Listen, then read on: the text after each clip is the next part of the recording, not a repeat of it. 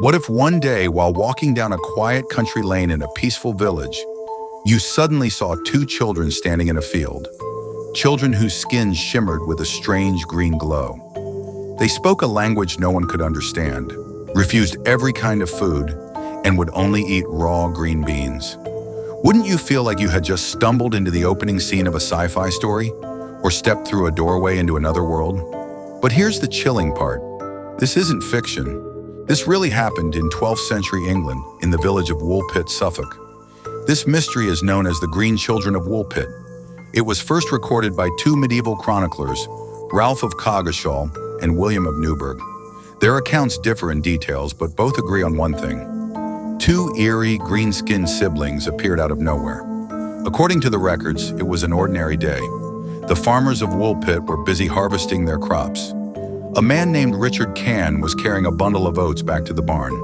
As he passed a large pit near the edge of the village, one that had been dug to trap wolves, he suddenly heard the faint sound of children crying. Following the sound, Richard looked over and was stunned. Standing near the pit were two strange children.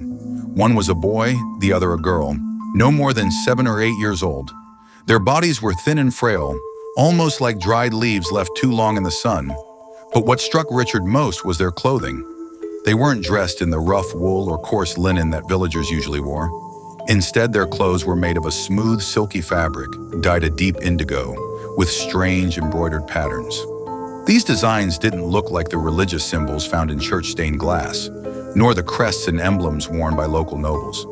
They felt foreign, almost as if they belonged to another time entirely. And then there was their skin. The children's flesh glowed faintly green, like it had been brushed with moss or soaked in emerald light. It wasn't the skin tone of any human Richard had ever seen. When the children noticed Richard, they immediately shrank back, clinging to each other. They whispered in low, murmuring voices, but the words made no sense.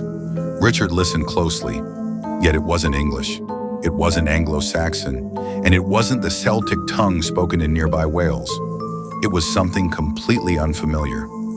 Richard stepped forward cautiously, but the children only retreated further, their wide, fearful eyes staring back at him. He thought he could even see the green tint of their skin darken, as if their fear was making it stronger.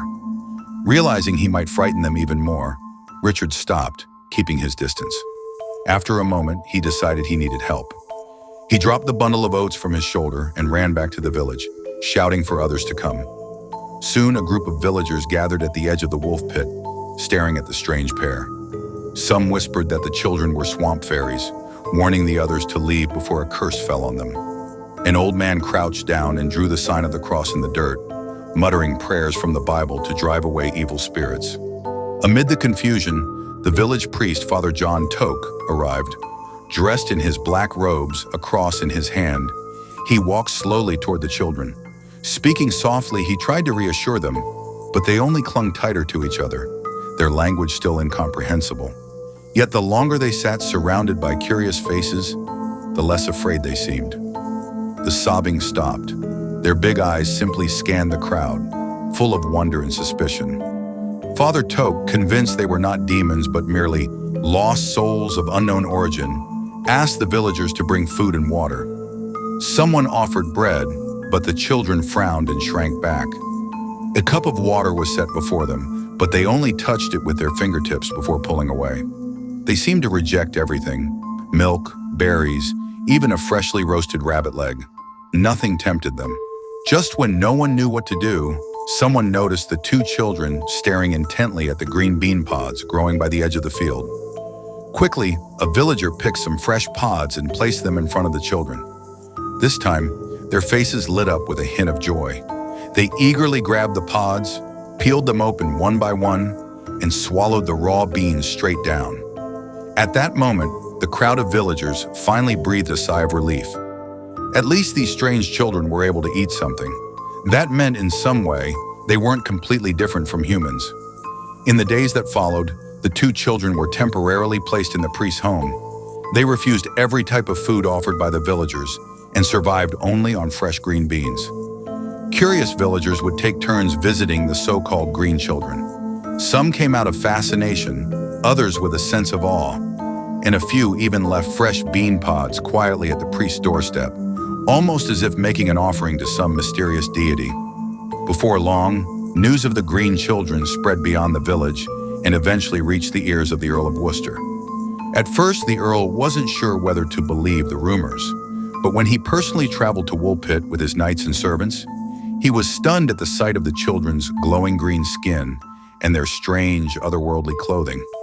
The Earl immediately ordered that the children be taken to his castle. On one hand, he wanted to uncover the truth about their origins. On the other, he worried that such unusual beings might stir panic among the villagers, or worse, be exploited by those seeking to turn people against the church and the nobility. In the castle, the children slowly began to adapt to their new surroundings. The Earl had fresh bean pods prepared for them daily, while also instructing tutors to teach them the Anglo-Saxon language. The girl learned quickly, and within a few months, she was able to communicate in simple phrases. The boy, however, seemed slower, managing only to speak a few scattered syllables now and then. As the girl's language skills improved, she began sharing bits and pieces about their homeland. What she described only deepened the mystery. She said that she and her brother came from a place without sunlight. The sky there was always shrouded in a gray haze, as though covered by a thin veil. There was no difference between day and night, only an endless twilight. Everyone in that land had the same green-tinged skin as they did, and people survived by eating plants that looked very similar to bean pods. One day, she and her brother had been playing in a meadow when they noticed a bright opening in the distance. Curious about the light, they ran toward it. But as they moved forward, everything suddenly changed. The sky grew blinding, the air felt different, and before they knew it, they had collapsed on damp grass. That spot, she explained, turned out to be right beside the wolf pit in Woolpit village. When the Earl asked her the name of their homeland, the girl gave a strange answer. She called it something that sounded like the land of St. Martin, but no such place was known anywhere in England or even across Europe. Some speculated that it might have been an old word translated imperfectly, while others believed it could have been a nickname for their homeland rather than its true name. Over time, the children slowly began eating other foods, bread, vegetables, even a little meat. And strangely enough, as they no longer depended solely on the beans for survival, the green tint in their skin began to fade. Little by little, their complexion turned to that of ordinary human children, only paler and fairer than most. Sadly, about a year after coming to the castle, the boy grew more and more withdrawn. He often sat alone by the window, staring at the distant sky, as if longing for that sunless homeland he once knew. Not long after, he suddenly fell gravely ill one night. He refused to eat anything and kept repeating the name of the land his sister had spoken of, his eyes full of longing. The Earl summoned the best doctors of the time and even asked the priest to pray for him, but the boy's body grew weaker by the day. Finally, on a gray and misty morning, he passed away. His sister clutched his lifeless body and wept for hours, whispering in her newly learned Anglo-Saxon, "He wanted to go home. He's gone back to that place without the sun." After the boy's death, the girl continued to grow up in the castle. Her skin gradually became completely normal, her speech as fluent as any local's. She even learned to read, write, and embroider, slowly blending into noble life. The Earl gave her the name Agnes and treated her as his adopted daughter. As she grew, Agnes was gentle and graceful, but every now and then, at dusk, she would climb to the highest point of the castle and gaze westward. Her eyes carried a faint, unspoken confusion. When people asked her about her homeland and her brother, she would only shake her head, saying she barely remembered anymore. All she recalled was that it was quiet, without sunlight, yet warm. Later, Agnes left the Earl's castle and married a local knight named Barnes. She moved with him to nearby Gloucestershire, where they had several children together. None of them inherited the green hue of her childhood. Every one of them had a normal complexion. From then on, Agnes never again spoke of her past. It was as if the green-skinned girl who once appeared by the wolf pit had been nothing more than a distant dream. But her story and that of her brother lived on. Chroniclers from different eras kept recording it, and their tales spread across England. As centuries passed, debate over the green children never stopped.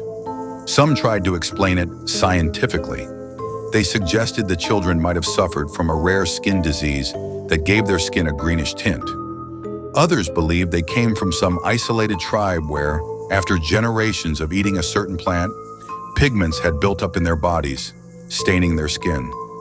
But none of these theories explain the girl's account of a land without the sun, nor the strange clothing that clearly did not belong to the 12th century. In contrast, people seem more drawn to the mysterious explanations. Some claim the children came from an underground civilization. Old English legends spoke of a people called the Tuatha, said to live deep in the earth. Since they never saw the sun and survived by eating plants that grew underground, their skin was said to be green. Perhaps the sunless place the girl described was their hidden home. Others believed the children had slipped in from another dimension. That bright opening she described might have been a portal, appearing when two dimensions briefly intersected. The green children may have wandered into our world by accident and never found their way back. Perhaps the truth doesn't matter. What matters is this. The story of the green children reminds us that beyond the world we know, there may be another watching us quietly from the shadows.